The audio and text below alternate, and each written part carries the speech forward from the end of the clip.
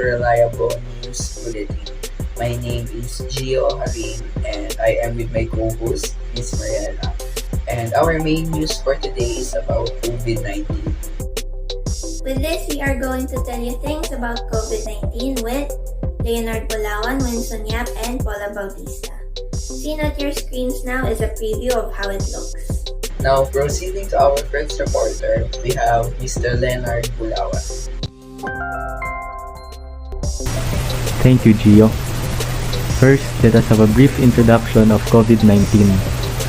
Coronavirus disease, or COVID-19 for short, is a viral infection caused by the SARS-CoV-2 virus. The majority of those infected with this virus will develop mild to moderate respiratory disease and will never recover without the need of specific treatment. Some, though, will get very ill and require medical treatment. People over the age of 65, as well as those underlying with medical diseases such as cardiovascular disease, chronic respiratory disease, diabetes, or even cancer, are at higher risk for developing serious illness. Anyone of any age can become very ill or die as a result of COVID-19. Thank you, Leonard. How about our second reporter, Winston? Can you tell us about some of the best ways to prevent and slow down the transmission of the virus? Sure, Mariela. Being thoroughly informed on the sickness and how the virus spreads is the greatest method to avoid and slow down transmission. Stay at least 1 meter apart from people, wear a well-fitting mask, and wash your hands or use an alcohol-based rub, often to protect yourself and others from infection. When it's your turn, get vaccinated and follow local recommendations. Now, let's get to know the latest guidelines, protocols, and vaccination situation here in our country as the start of February 2022 with Leonard. As the Philippines enters its third year of fighting the coronavirus epidemic, the government began vaccinating children aged 5 to 11 against this deadly virus on Monday, February the 7th.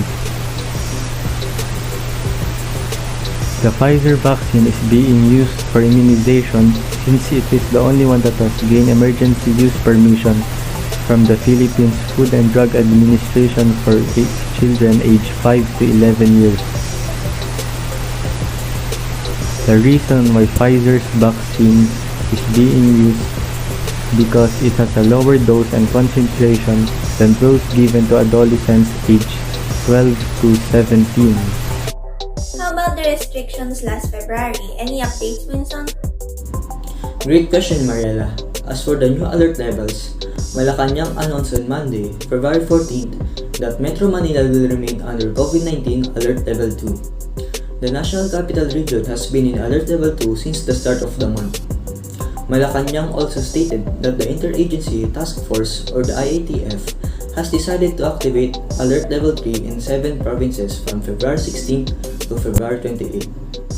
Davao de Oro, Davao Occidental, Guimaras, Iloilo City, Iloilo Province, South Cotabato, and Zamboanga City are among them. Aside from Metro Manila, the following locations will be placed on COVID-19 Alert Level 2 from February 16 to February 28 for Luzon, Abra, Albay, Angeles City, Apayao, Aurora, Baguio City, Bataan, Batanes, Batangas, Benguet, Bulacan, Cagayan, Camarines Norte, Camarines Sur, Catanduanes, Cavite, City of Santiago, Dagupan City, Ifugao, Ilocos Norte, Ilocos Sur, Isabela, Kalinga, Laguna, La Union, Lucena City, Marinduque, Masbate, Mountain Province, Naga City, Nueva Ecija, Nueva Vizcaya, Occidental Mindoro, Olongapo City, Oriental Mindoro, Palawan, Pampanga, Pangasinan, Puerto Princesa City, Quezon Province, Quirino, Rizal, Romblon, Sorsogon, Tarlac, and Zambales. For Visayas, Aklan, Antique, Bacolod City, Biliran, Bohol, Capiz, Cebu, Cebu City, Eastern Samar, Lapu-Lapu City, Leyte, Mandaue City, Negros Occidental, Negros Oriental, Northern Samar, Ormoc City, Siquijor, Southern Leyte, Tacloban City, and Western Samar.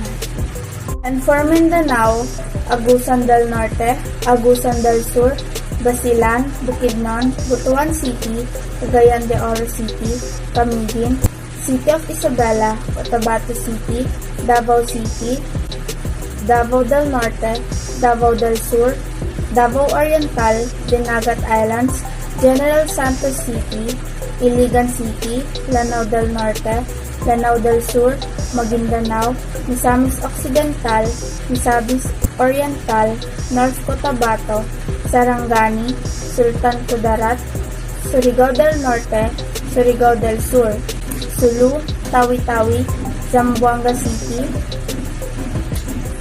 Zamboanga del Norte, Zamboanga del Sur, Zamboanga Sibugay.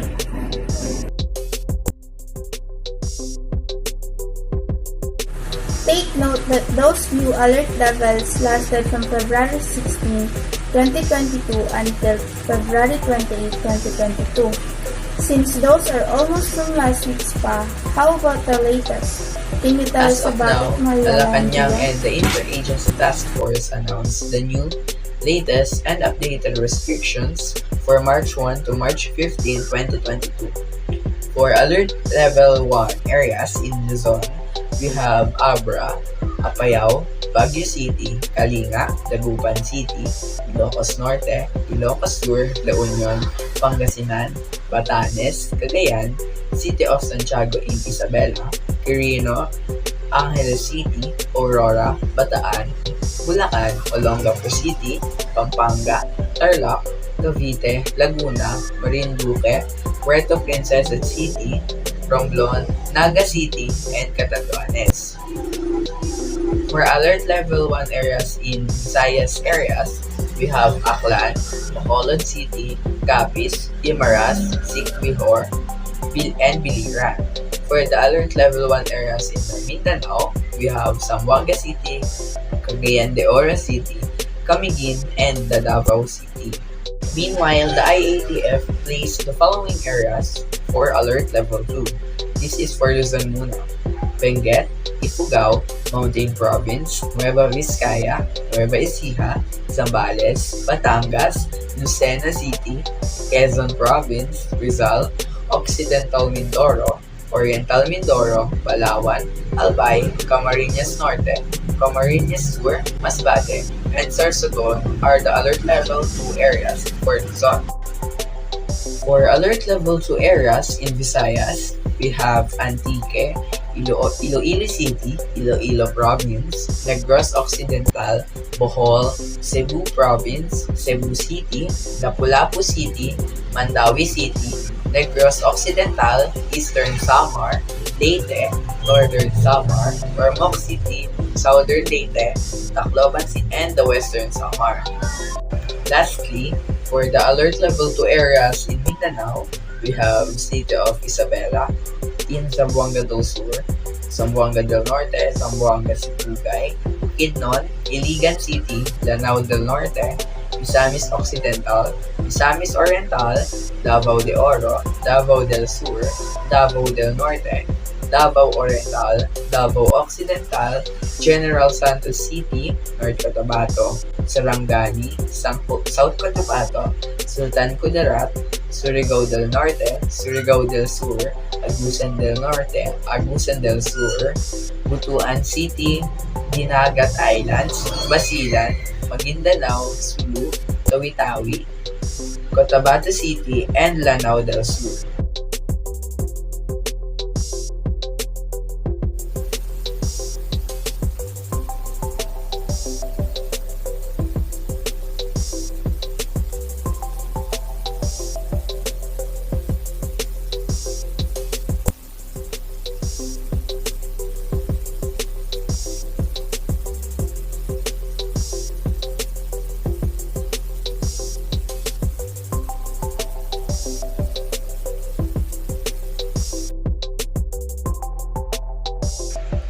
And that's all for the news today.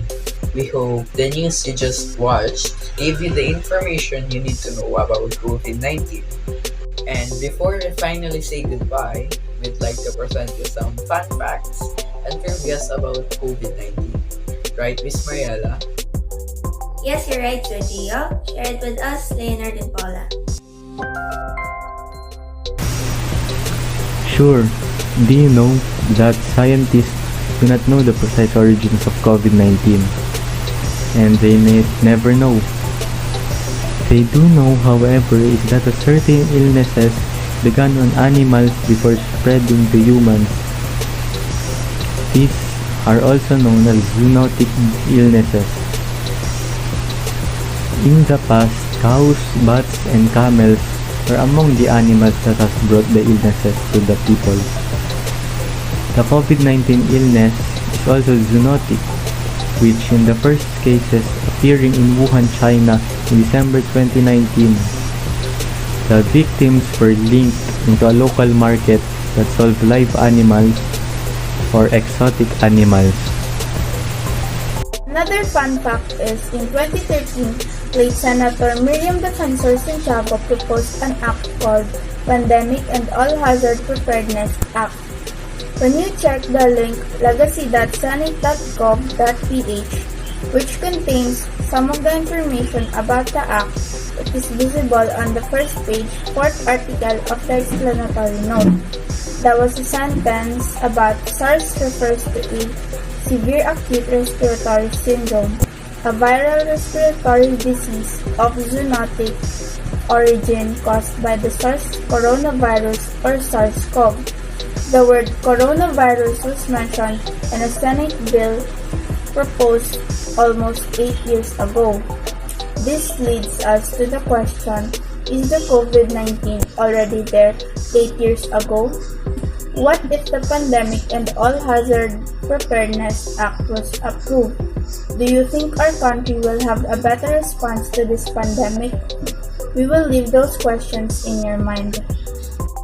Really great trivias.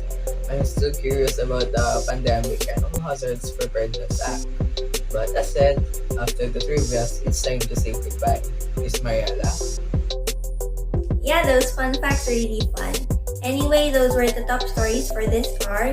Thank you for watching. We are hoping everyone is in good condition and also hoping you have a great day ahead. Again, this was Mariela, And this was Gio. delivering you reliable news with RNB.